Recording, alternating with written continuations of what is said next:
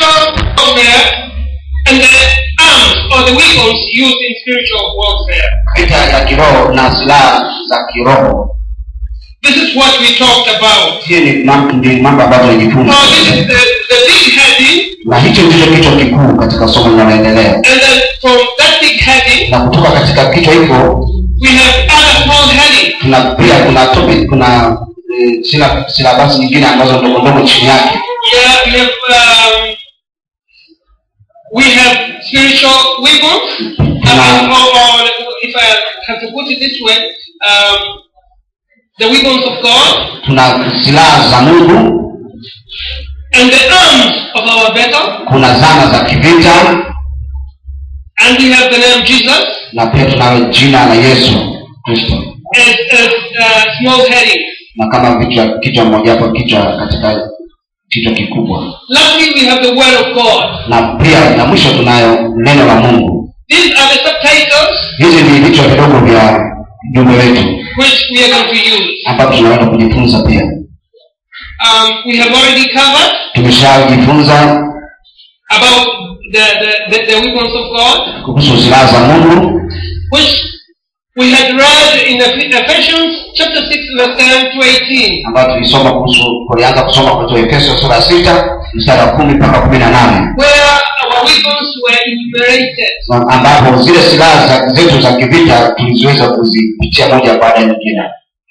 And then na baadaye we will be talking now. Na sasa tutajifunza about going now in details. Kwenda kwa undani zaidi about the weapons we mentioned in the first session. Kuhusu zile silaha ambazo tulijifunza katika wiki iliyopita. God has given us weapons. Mungu ametupa sisi silaha. The weapons which are always modern. Silaha zile ambazo ni za kisasa kabisa. The weapons which were there during the times of Paul. Ni zile silaha ambazo zilikuwa katika kipindi cha mitume na Paulo. They are the same weapons. Na ndio hizo ambazo tunazo sisi sasa. Last week we talked about them. Na wiki iliyopita tulijifunza kuhusu hizo. That they are always, if used properly, they always can bring victory in battle. Na kwamba tulijifunza kwamba tukizitumia kwa usahihi tutaleta ushindi katika vita ya kiroho. We talked about different weapons. Tulijifunza aina nyingi za silaha in the army.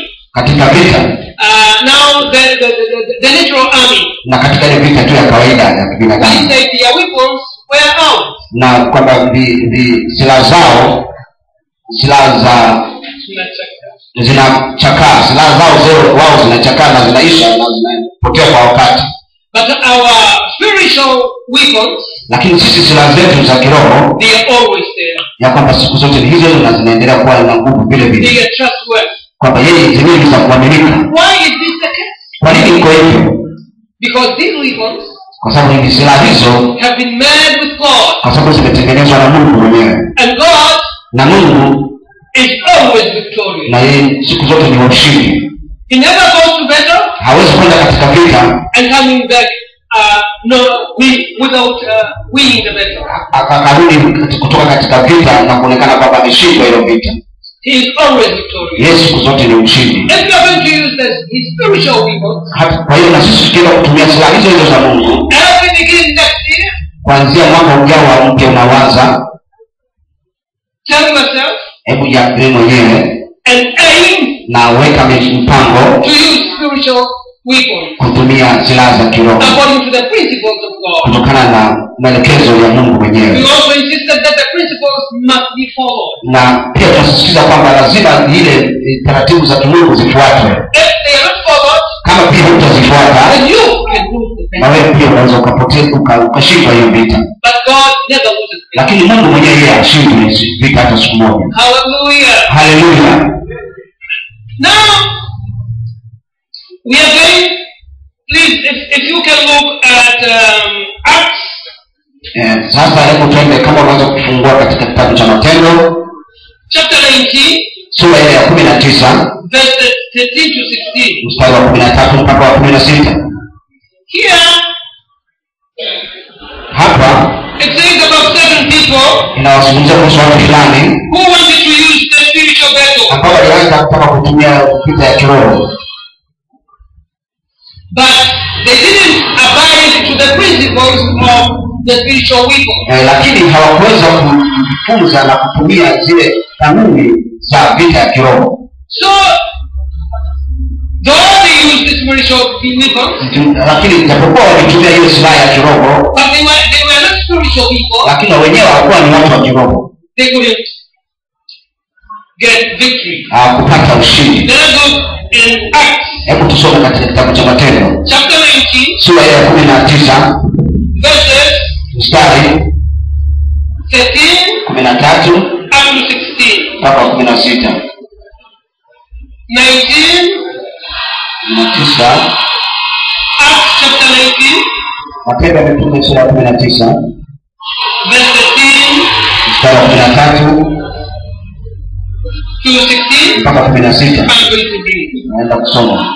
The son of the itinerant Jewish exorcists took it upon themselves to call the name of the Lord Jesus over those who had evil spirits, saying, "We exhort you by the Jesus whom Paul preaches." Also, there were 7 sons of Sceva, a Jewish chief priest, who did so. And the evil spirit answered and said, "Jesus I know, and Paul I know, but who are you?" Then the man in whom the evil spirit was leaped on them, overpowered them, and prevailed against them, so that they fled out of that house naked and wounded. Baadhi ya Wayahudi wenye kutangatanga nao ni wapunga pepo wakajaribu kutaja jina la Bwana Yesu juu yao waliopagawa na mapepo wachafu, wakisema, na apisha kwa jina yule aliyehurubiwa na Paulo. Walikuwako wana 7 wa mtu mmoja Skewa, Wayahudi kwani mkuu, waliofanya hivyo. Yule pepo mchafu akawajibu akawaambia, "Yesu namjua na Paulo namfahamu, lakini ninyi ni nani?"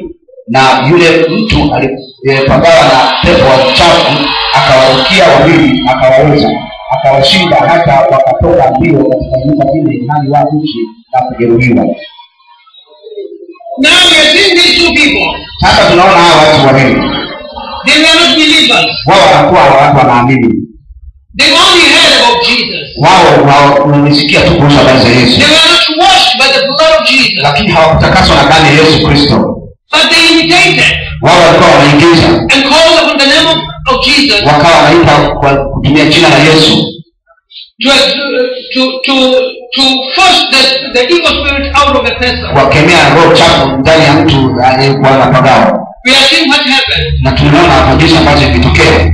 That man, yule mtu full of the evil spirit, alijazwa, alikuwa na roho chafu, fought with them, aliwarukia and defeated them, na akawapiga na kuwararua, and wounded them, na akawajeruhi. So if we don't follow the principle, kwa hiyo kama hujafuata kanuni, if we are not washed with the blood of Jesus, kama wewe umetakaswa na damu ya Yesu Kristo, you cannot exercise these weapons. Huwezi ukatumia hizo silaha.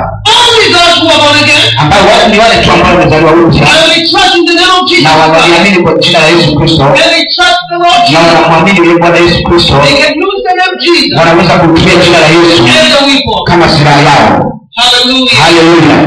Hallelujah. Hallelujah. If you don't belong to Jesus, kama wewe sio Kristo, you cannot use it. huwezi kutumia jina lake. Praise God. Bwana asifiwe. This is unlike the weapons in the flesh. Hii ni tofauti na zile silaha ambazo tunatumia katika vita vya kawaida. If you take LMG, kama wewe unachukua silaha ya LMG, no matter who you are, haijalishi kwamba wewe ni nani, it will hold a trigger, ukishika ile inapiga risasi, and with the trigger, unaonyesha the bullet will rush, na risasi itatoka. But this is not the case. Lakini hiyo sio kama ni sawa sawa na hiyo ya hivi. Spiritual weapons, you have to belong to the group. Vita ya kiroho lazima uwe mmoja wapo kushiriki katika kiroho. You have to belong to God. Lazima uwe ni mali ya Mungu kwanza. You have to be washed with the blood of Jesus. Unatakiwa kusafishwa na damu ya Yesu Kristo kwanza. You have to be clean. Lazima uwe safi katika roho. Then you can use the spiritual. Na ndio maana hapo unaweza kutumia silaha za kiroho. Hello, are we together? Hello, tuko pamoja. evil, kama utakapotumia silaha za kiroho za kiroho we are always victorious. ni wewe kwa mshindi siku zote. Be a spiritual person Uwe mtu wa kiroho who can follow principles. ambaye unafuata kanuni za kiroho. Sometimes you can be a spiritual person, Wakati mwingine unakuwa mtu wa kiroho, but you can fail in the principles. unaweza ukashindwa kufuata kanuni. No wonder in some areas you have failed. Ungeona wakati mwingine usishangae kama umeshindwa. And no wonder in some areas you have been successful. Na maana sangiro pia wakati mwingine unafanikiwa. You have failed because you didn't follow the Umeshindwa kwa sababu kufuata kanuni za kiroho. and have been successful in other areas Na umefanikiwa katika mambo mengine because you followed the kwa principles. sababu kufuata kanuni. These principles Hizo kanuni are operated in faith. zinafanyika katika imani. Without faith, Bila imani it's impossible to apply this. huwezi kutumia hizo kanuni. What is faith? Nini imani? Faith is trusting and believing that he whom you believe will do what he has said he will do.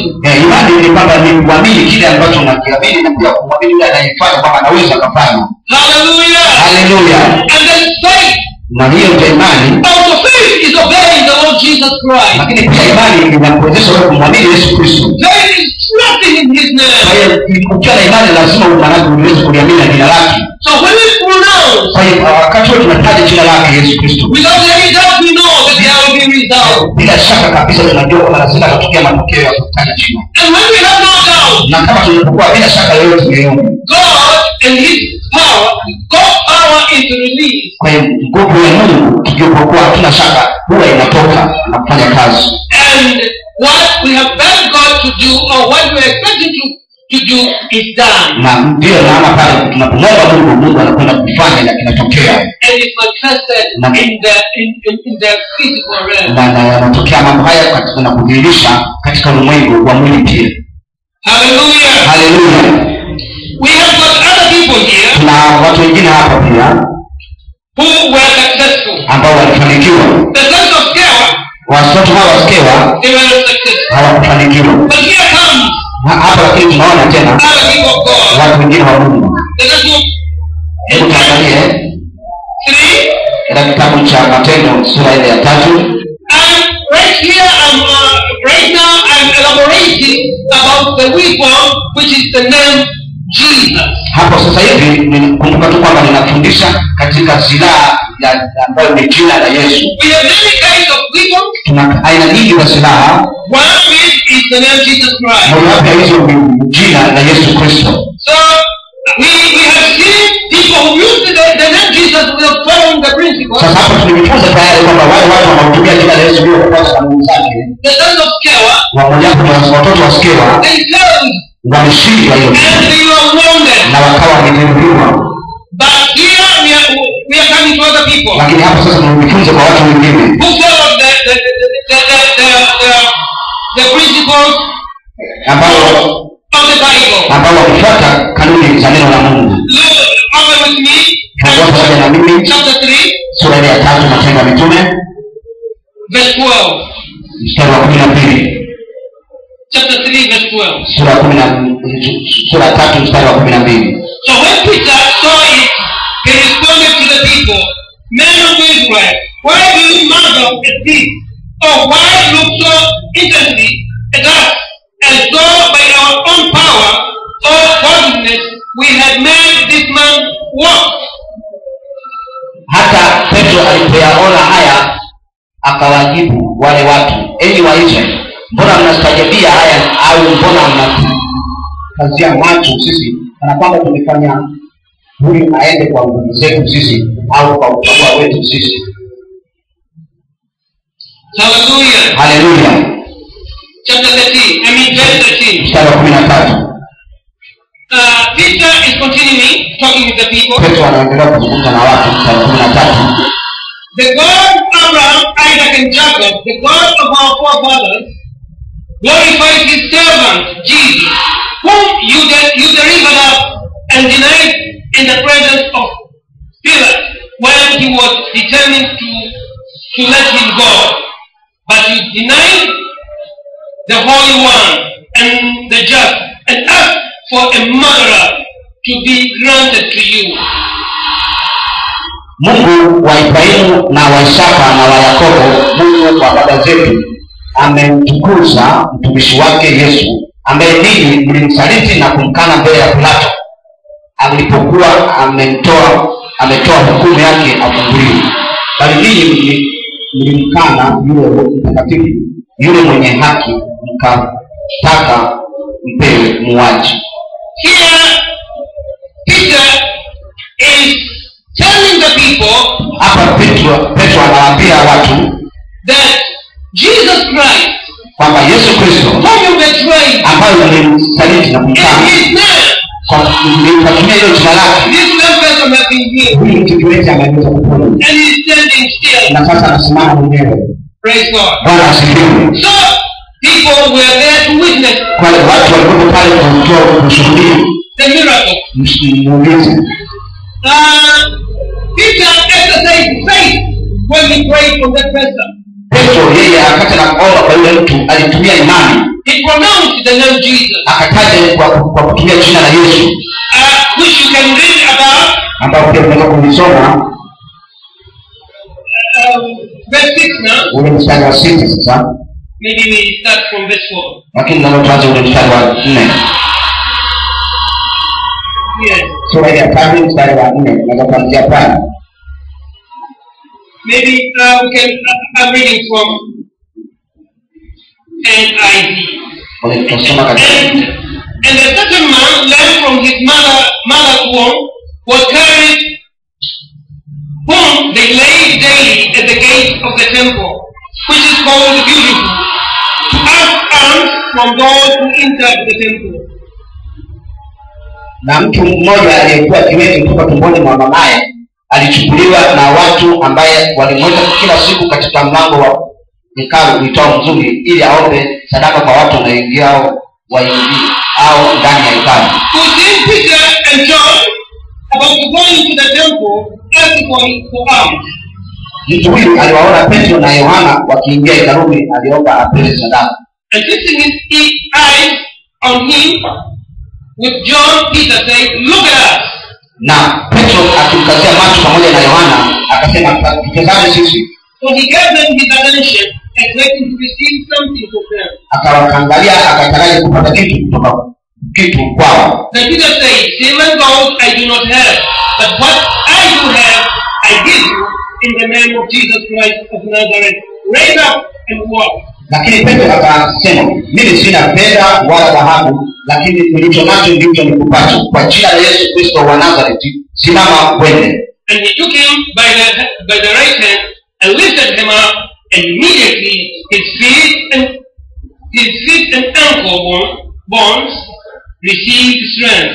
Akamshika mkono wa kuume, akamuinua, mara nyayo zake na vifungo vya miguu yake vikatiwa nguvu.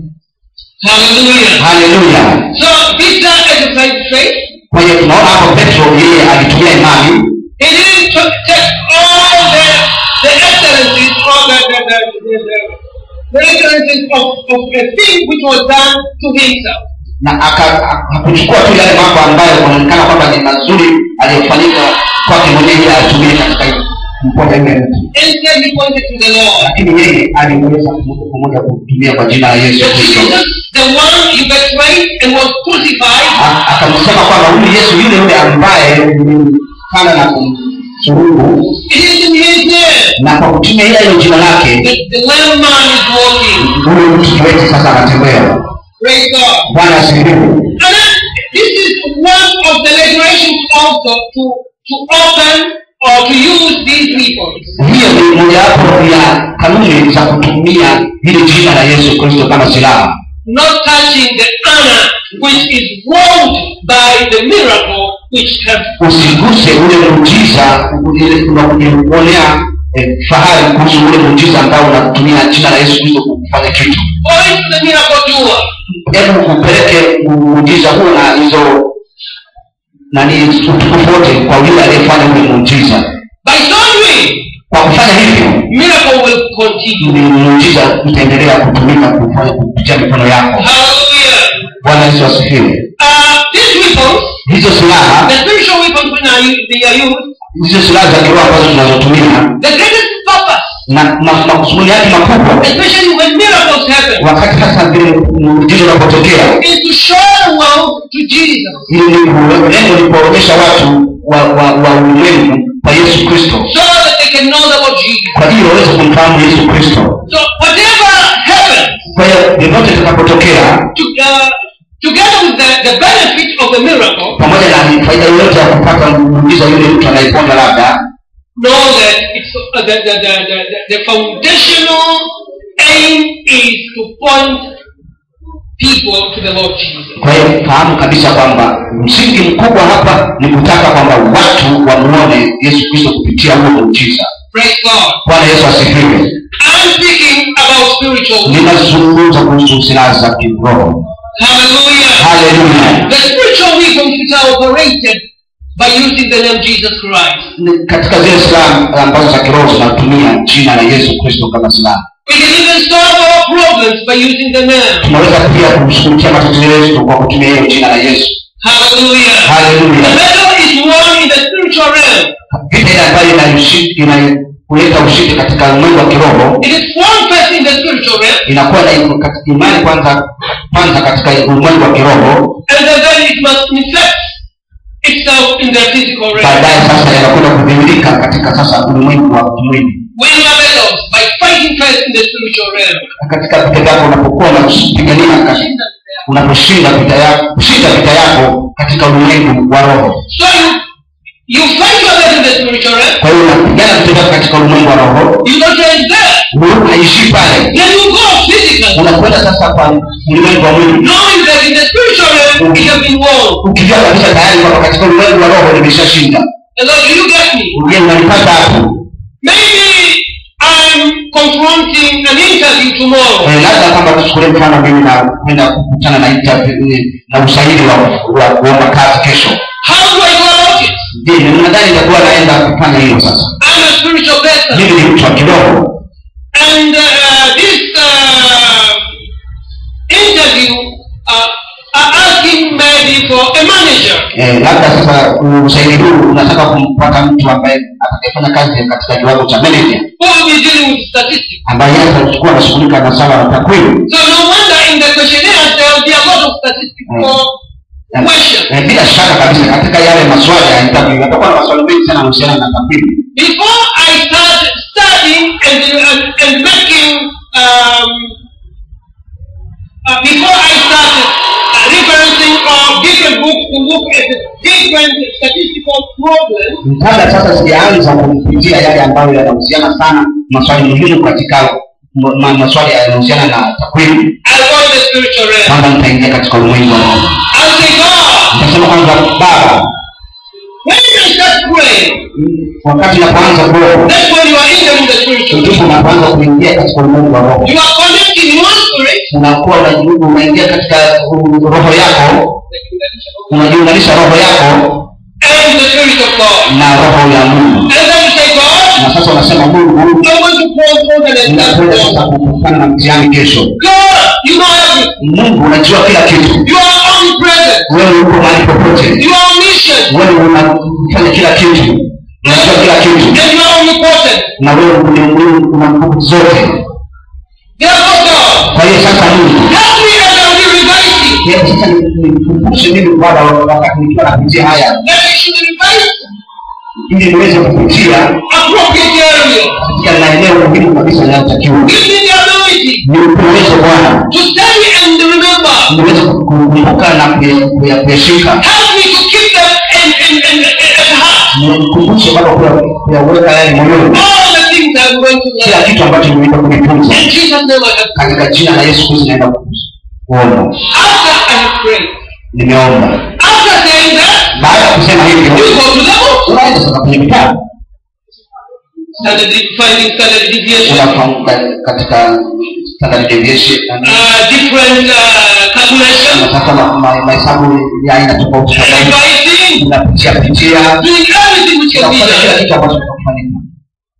After that, na baada ya hapo, tomorrow, kesho sasa, you again thank the Lord. unakwenda kumshukuru Mungu. Mungu, I know you have assisted me. unajua kama Mungu msimamia. Thank you very much. Sasa Mungu anashukuru sana. Lord Jesus, Bwana Yesu, as I go down to the na interview, sasa nakuingia katika hii kabisa. help me. Nisaidie. Then you go. Na sasa unakwenda. Hello. Are we together? Tuko pamoja. That is our difference. Hiyo ndio tofauti yetu sisi na wengine. With us, the believers and the non-believers. Na hivyo ni tofauti yetu sisi wale wanaoamini na wale ambao hawaamini na sisi tunaoamini. We are people of faith. Sisi ni watu wa imani. We trust that when we go into the battle, tunaamini sana tunapokwenda katika vita. after praying to God, Bwana mbele za Mungu. God is there. Mungu yuko pale anatusimamia. And surely God Na hakika Mungu does that. anafanya hivyo. Hallelujah. Hallelujah. We have overcome so many battles. Tunakutana na vita vingi sana. We have overcome Na lakini tumeshinda kila vita. by using these principles. Kwa kutumia kanuni hizi. Prayer. Maombi. And following the principles. Na kufuata kanuni. Hello. Hello. Yes, we are ending this year. Tunamaliza mwaka huu. And we are starting a new year. Tunaanza mwaka mpya sasa. Let me remind you. Maana ukumbushe. It's time Ni wakati to plan. kupanga. And it's time. Na wakati na kujitathmini. Hallelujah. Hallelujah. The spiritual battle you fought last year. Na katika ile vita ya kiroho ambayo ulishinda mwaka uliopita. Ulipigana mwaka uliopita. How many battles were you successful? Ni mara ngapi ulishinda na mara ngapi labda umeshinda? How many you didn't succeed? Kwa hiyo ni kipi ambacho hujafanikiwa? And why? Na kwa nini? Then maybe you get some reasons Na why. pia unaweza kupata sababu kwa nini umeshindwa. Improve. Sasa lakini unajitahidi. And get ready again for the next year. Na uwe tayari sasa kwa mwaka unaokuja. No wonder will confront challenges. Hatujaishi kwamba tunaweza kukutana na changamoto nyingi. We know that next year is a good year. Na tunafahamu sisi kabisa kwamba mwaka ujao ni mwaka mzuri kwetu.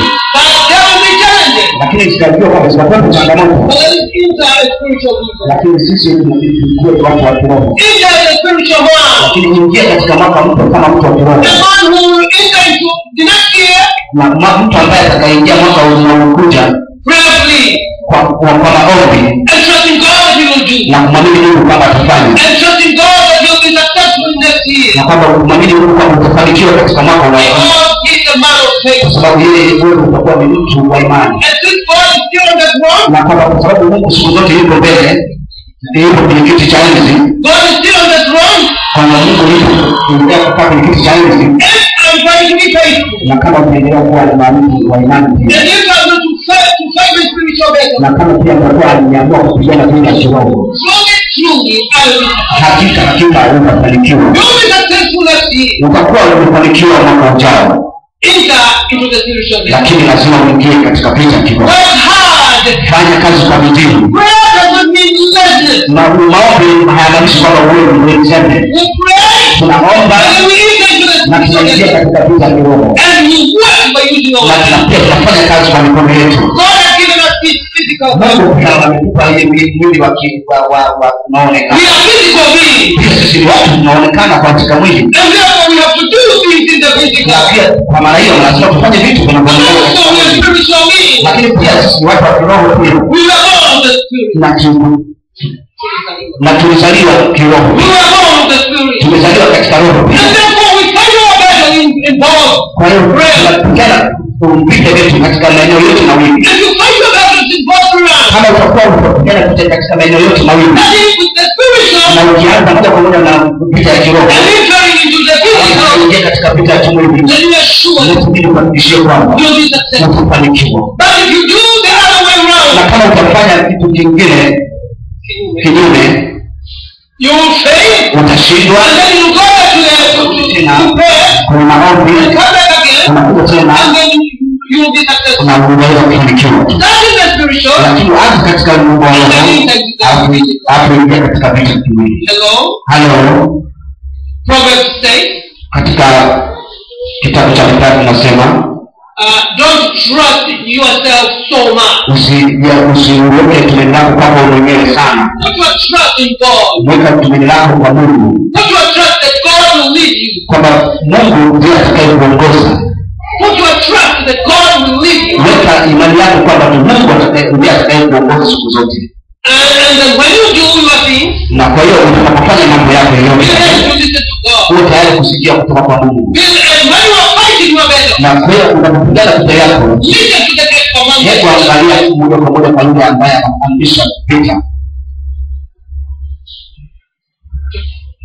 Listen to the great commander. Hebu msikilize yule ambaye amemkuu wa jeshi.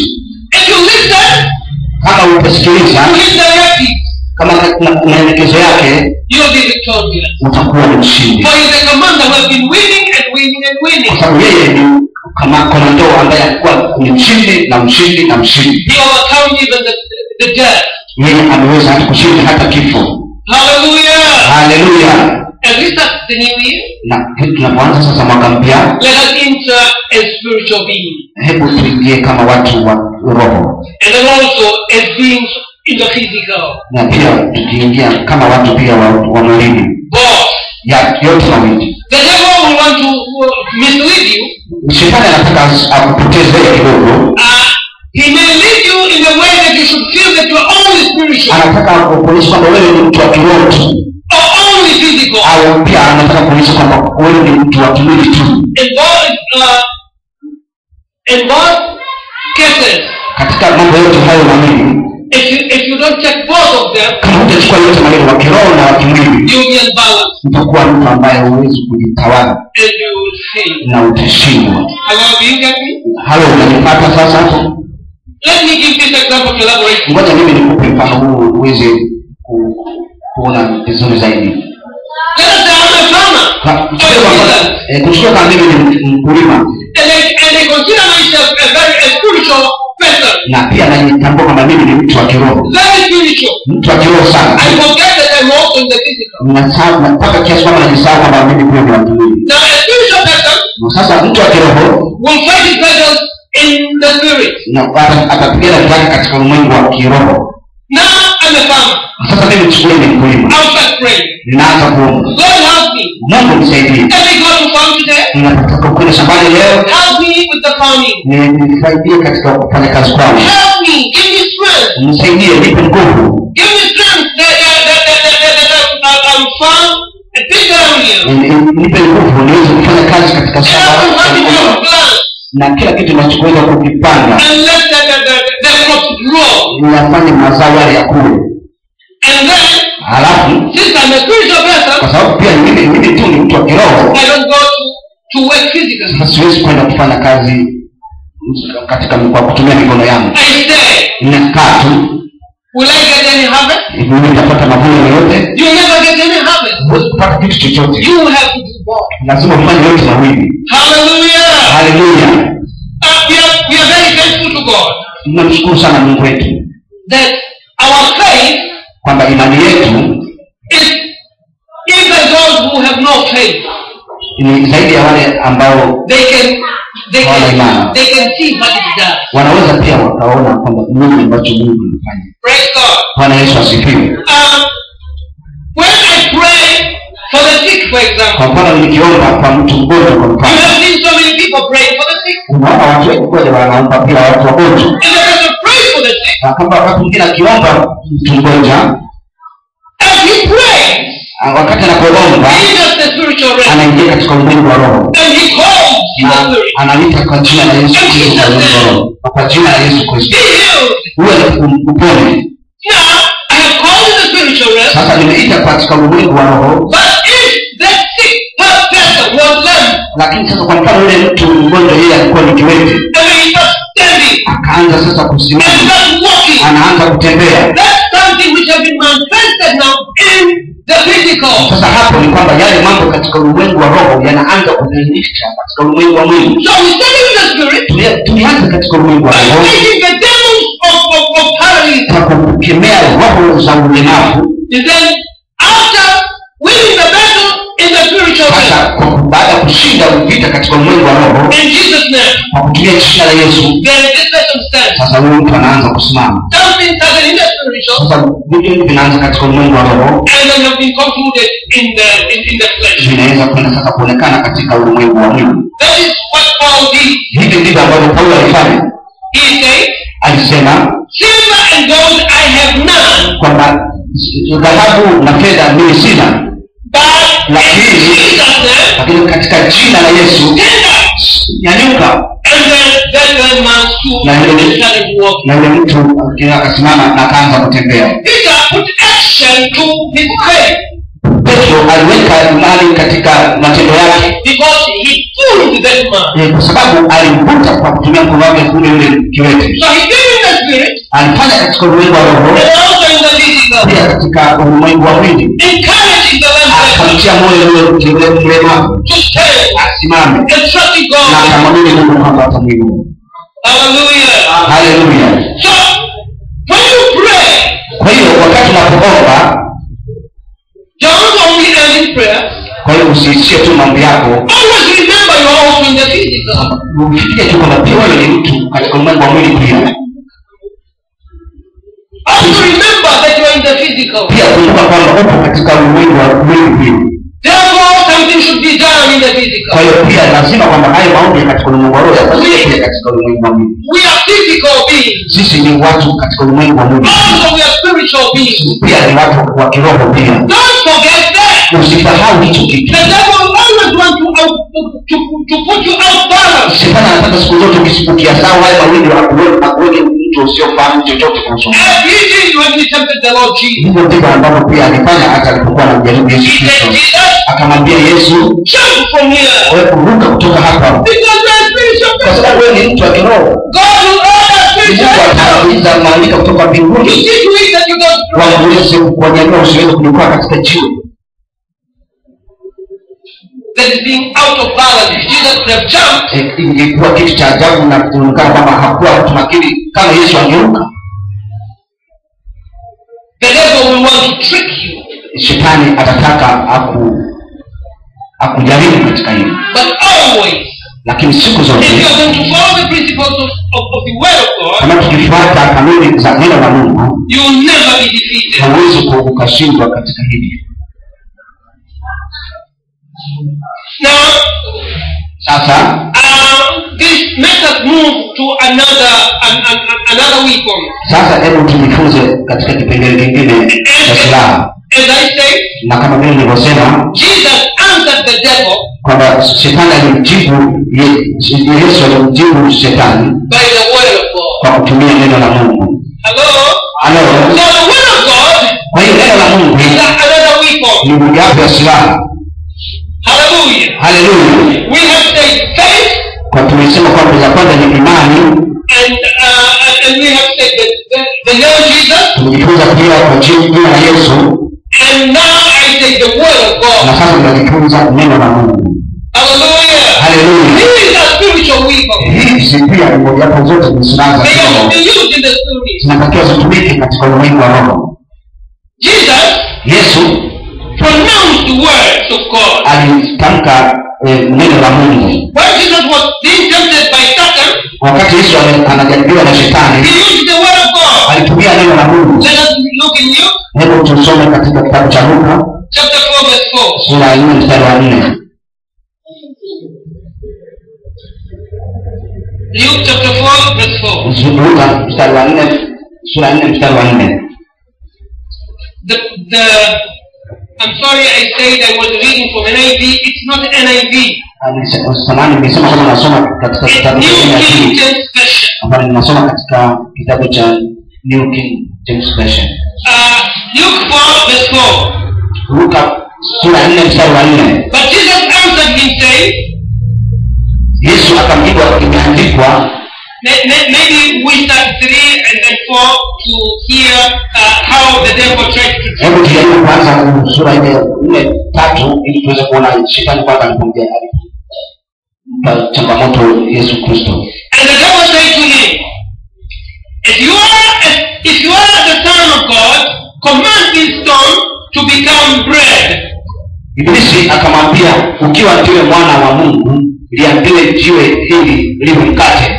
But Jesus answered him, saying, it is written, man shall not live by bread alone, but by every word of God. Yesu akamjibu, imeandikwa ya kwamba mtu hataishi kwa mkate tu. Then the devil, taking him up on a high mountain, showed him all the kingdoms of the world in a moment of time. And the devil said to him, all this authority I'll give you, and their glory, for this has been delivered to me, and I give it to whoever I wish. akampandisha juu, akamwonyesha miliki zote za ulimwengu kwa dakika moja. Ibilisi akamwambia, nitakupa wewe enzi hii yote na fahari yake, kwa kuwa imo mikononi mwangu, nami nitampa yeyote kama mpendavyo. Therefore, if you worship before me, all will be yours. Basi wewe ukinisujudu mbele yangu, yote yatakuwa yako. And Jesus answered and said to him, Yesu akajibu akamwambia, get behind me, Satan, for it is written, you shall worship the Lord your God, and him only you shall serve. Imeandikwa, msujudu Bwana Mungu wako, umwabudu yeye peke yake. Hallelujah. Hallelujah. So Jesus overcomes the devil by using the word. Sasa hapo tunaona Yesu ameweza kupambana na shetani kwa kutumia neno la Mungu. Satan was also using the word of God. Shetani pia akataka na yeye alitumie neno la Mungu. First, kwanza he tried to create doubt in Jesus. Alitaka kutengeneza mashaka kwa Yesu Kristo. He said, you are the Son of God. Kama wewe ni mwana wa Mungu. Whenever you are using the word of God, mahali popote na kutumia neno la Mungu, be careful wewe mwangalifu with pride. Kwa kujitakia utukufu. Be careful with pride. Wewe mwangalifu sana kwa kujitakia unajitakia utukufu. Pride can lead you to sin against God. Kiburi kinaweza kupelekea wewe ukafanya dhambi mbele za Mungu. Do only things which will bring glory to God, not to you. Fanya kila kitu ambacho kitaleta utukufu kwa Mungu, sio kwako wewe mwenyewe. Hallelujah. Hallelujah. This is what Jesus did. Hicho ndicho kitu ambacho Yesu Kristo alifanya.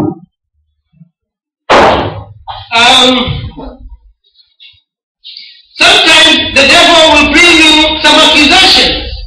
Wakati mwingine Yesu na shetani atakuletea wewe mashtaka. He will bring to you accusations. Atakuletea wewe mashtaka. Accusing you of certain things. Accusing you of certain things. Ataweza kuletea mashtaka ya mambo fulani. If the devil accuses you, kama shetani atakuletea mashtaka, then use the word to overcome him. Tumia neno la Mungu ili uweze kuyapinga hayo. Hallelujah. Hallelujah. Use the word to overcome him. Tumia neno la Mungu kuyapinga hayo. For instance, you can read for him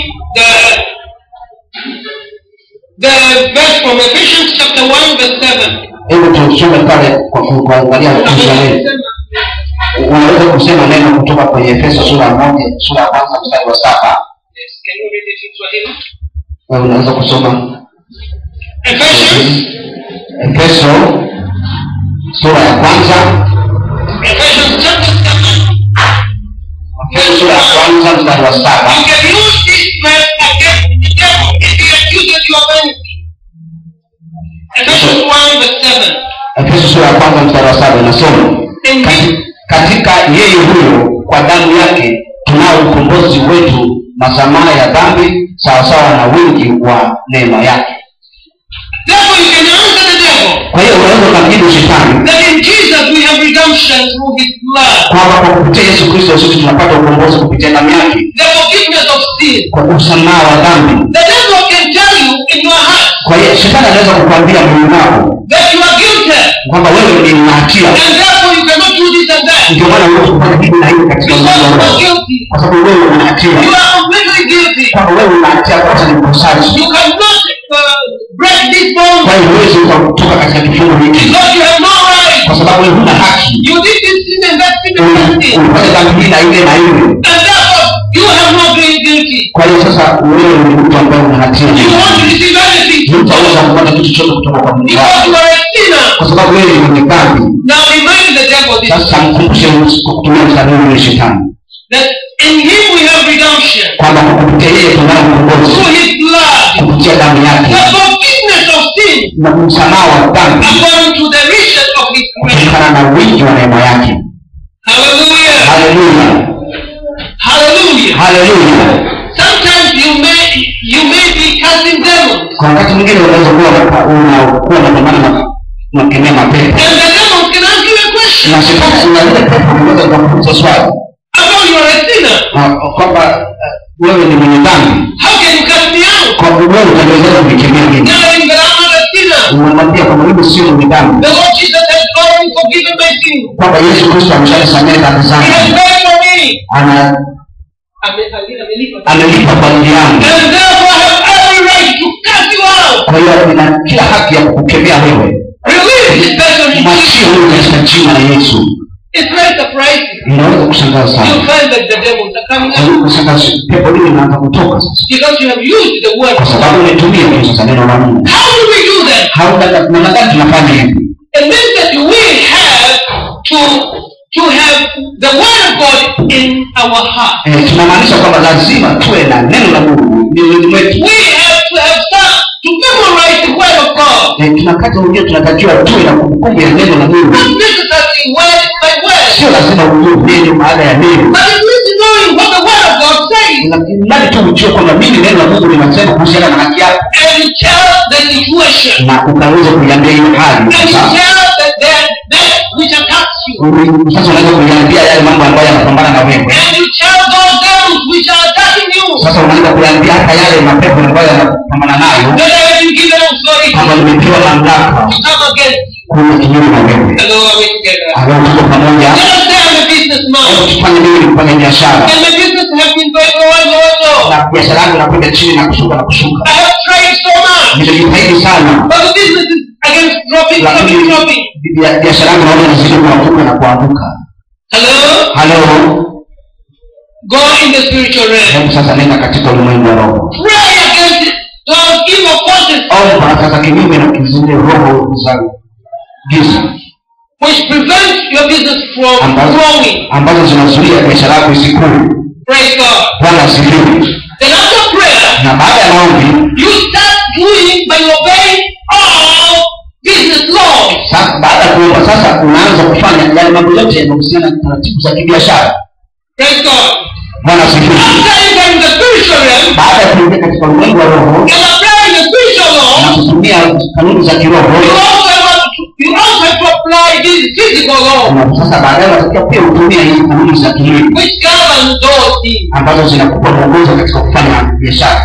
Hallelujah. Hallelujah. Secondly, you will be successful. Kabisa utafanikiwa wewe. There is no evil power which can prevent. Hakuna nguvu ya kiroho ya giza itakayoweza kukuzuia. There is no misfortune which can hinder you. Hakuna kitu chochote ambacho kinaweza kukusimamisha na kukuonyesha nyuma. Because God will see to it. Kwa sababu Mungu atakwenda kukusimamia vizuri. That you are successful. Kwamba ili uweze kufanikiwa. So what? Kwa hiyo yote mawili, spiritual realm and physical realm, ulimwengu wa kiroho na ulimwengu wa kimwili, don't do one thing on one side only.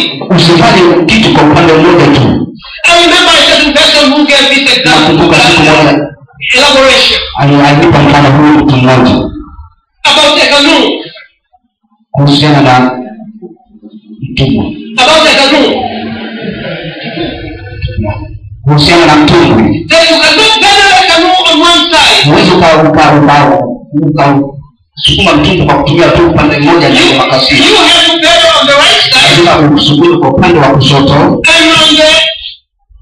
on the left side. Na kulia na kushoto. Left. Kushoto. Right. Kulia. Left. Kushoto. Right. Kulia. Then the canoe will go straight forward. Na ule mtumwa utakuwa unafanya mbele. But if you gather on one side, utakuwa unafanya upande mmoja. Only one side. Upande mmoja. Only one side. Upande mmoja. Then the canoe will start. Unaanza kuzunguka. And circling. Unazunguka. And later you start sinking in the water. Na baadaye unaanza kusimama kwenye maji. Because water will start entering into the Na canoe. maji kwa sababu yatakuwa yameanza kuingia katika mtumwa. Because you have been gathering on one side. Sababu ulikuwa unafanya tu kwa upande mmoja. That's exactly what happens. Ndiyo ndio mambo kamili kabisa wewe unatokea. If you only pray. Kama utakuwa unaomba tu. Unaomba tu. Nothing done in the Na physical. hakuna kitu unachofanya katika ulimwengu wa mwili. You will fail. Utashindwa. And maybe also you're only going in the physical. Hata pia wewe unaenda kuwa mtu kama wa mwili. And you're a spiritual man. Na wewe pia ni mtu wa kiroho. So it's very hard. Kwa hiyo unafanya kazi kwa bidii sana, kwa bidii sana, kwa bidii sana katika ulimwengu wa mwili. The devil will overcome you. Na ibilisi atakushinda. You may ask me how. Unaweza kujali kwa nini? Let me tell you this Ngoja example. nikwambie mfano huu. There was a certain university kulikuwa kuna mwanafunzi mmoja chuo kikuu. He was working very hard. Alikuwa anasoma kwa bidii sana. But he was not a spiritual person. Lakini alikuwa sio mtu wa kiroho.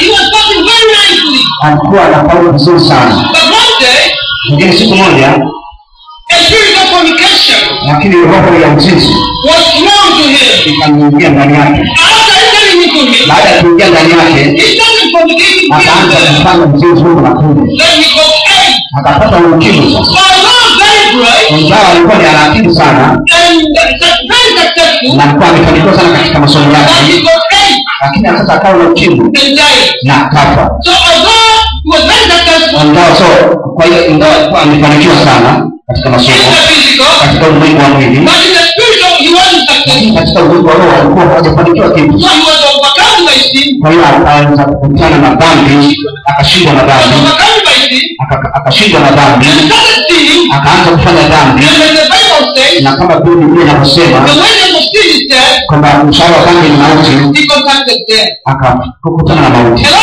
are we together? Halo, tuko pamoja. Let's move both in the spiritual and in the physical. Hebu tufanye mambo yote mawili, ya ulimwengu wa roho au ulimwengu wa mwili. If we will do that, Kama tutafanya hivi and we will determine to do that, na tutaweza kuhakikisha tunafanya hivi that God out there na tukiuliza Mungu kuhusu hilo, will be very successful. tutakuwa tunafanikiwa sana. God will love us Mungu atatupenda kwanza, and will be pleased with us. atakuwa na historia fahari kwetu sisi, Our government will be pleased with us. na serikali yetu pia itakuwa nzuri pia kwa sababu Even people around us will be pleased with us. hata watu wengine wanaotuzunguka wataona mazuri kwetu. So let us wage our battle in both fronts. Hebu sasa tupigane vita vyetu katika namna zote mbili, Spiritual katika ulimwengu wa roho and physical. na katika ulimwengu wa mwili. The devil may tell you that he's too strong for you. Na wakati mwingine shetani atataka kuonyesha kwamba yeye ana nguvu sana kwako. Remind him that he was already defeated Kumbuka nini kwamba yeye ameshashindwa in the spiritual realm. katika ulimwengu wa roho. Jesus have already defeated him for us. Yesu alishamshinda shetani kwa ajili yetu sisi. So remind him that. Kwa hiyo tumwambie shetani hivi, And do whatever you are doing. He is depending on you to do. na endelea kufanya kile kitu ambacho anataka kuzuia usifanye. Pray about it. Omba kuhusiana na hilo. And do it. Na fanya hivyo. And you will be successful. Utafanikiwa. Hello, Tuko pamoja. are we together? Tuko pamoja.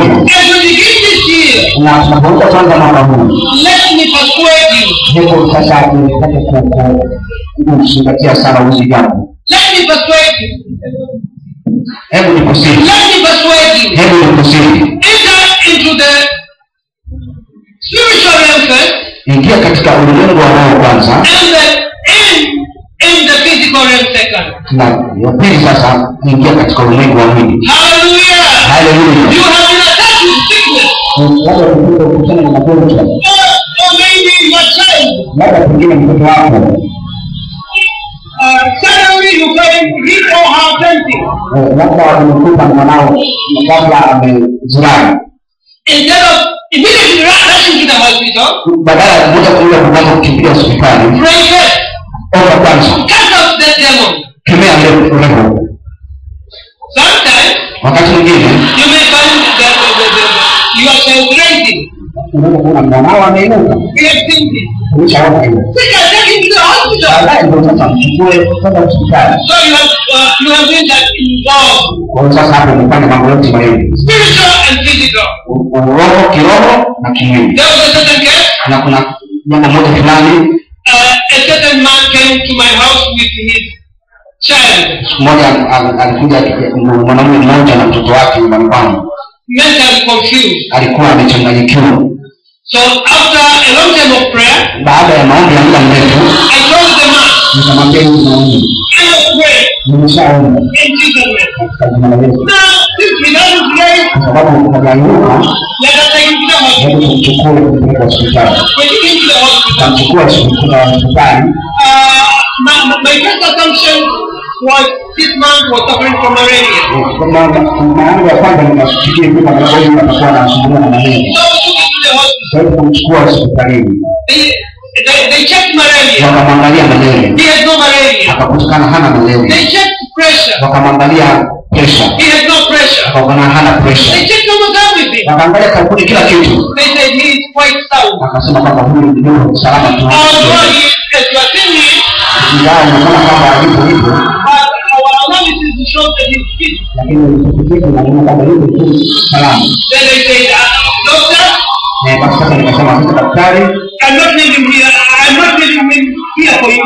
Naomba sasa nisimwache hapa tena kwako. I'm taking him back home. Namchukua sasa kumpeleka nyumbani. I know what is wrong. Najua nini kilichotokea. There is something wrong with the spiritual life. Kitu katika ulimwengu wa roho. So I took him home. Kwa hiyo nikamchukua nyumbani. Started to pray. Nikaanza kuomba. Started casting out the devil. Nikaanza kukemea roho ya Started pepo. calling upon the name of Jesus. Nikaita kwa jina la Yesu Kristo. He went to him. Baadaye akafunguka. Hallelujah. Hallelujah. Hallelujah. Hallelujah. That's why I insist that this year let us do our things in the spirit and in the spirit also in the physical. Ndio maana ninasisitiza kwa mwaka huu tuanze katika ulimwengu wa roho baadaye twende katika ulimwengu wa And this is mwili. my last week one. Na hiyo ndio sura yangu ya mwisho, The blood of Jesus. damu ya Yesu Kristo. The blood of Jesus Damu ya Yesu Kristo is also a weapon. hii ni silaha. Hallelujah. Hallelujah. The Bible says Biblia inasema it's quick, inasema good mema for us. kwa kiwilipo. Hallelujah. Hallelujah. And the blood of Jesus Na damu ya Yesu Kristo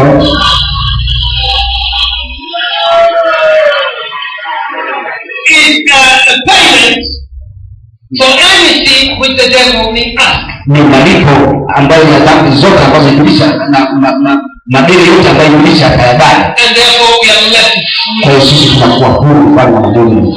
Can you stand up please? Kwa hiyo unaweza kusimama tafadhali. Hallelujah. Hallelujah. We have been speaking Tulikuwa tunazungumza, about our spiritual battle. tulikuwa tunafundisha kuhusu vita ya kiroho. We have said about the name of Jesus Tulikuwa tunajifunza kuhusu jina la Yesu as a spiritual weapon, kama mojawapo ya silaha ya kivita, the word of God, neno la Mungu kama silaha ya kivita, and also the blood of Jesus. pia damu ya Yesu Kristo kama silaha ya kivita.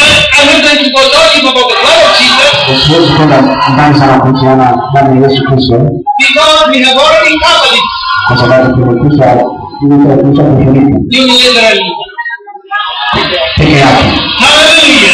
Hallelujah. And therefore right now I ask you, Kwa hiyo kwanza sasa nitakapokuwa ninakuomba is that we pray to God tumwombe Mungu that He should assist us ili aweze kutusimamia to be able kuweza to use the spiritual weapon, the spiritual weapon properly kutumia silaha za kivita za kiroho according to His will. kutokana na neno na mapenzi yake. Hallelujah. Hallelujah. Let us pray. Mungu sasa tuombe. God, Baba, I pray that you will enable your people naomba uwezeshe watoto wako every start you in. katika kila mwaka mkuu unaenda kuanza sasa. To enable them to fight in the spiritual realm. Unaweza kupigana katika ulimwengu wa roho Guarantee. kwa ushujaa, Guarantee. kwa ushujaa, Using the name Jesus kwa Christ. kutumia jina la Yesu Kristo. Let them remember that you Kuwaleta are always victorious. kwa kuwakumbusha kwamba wewe siku zote ni mshindi. Holy Spirit.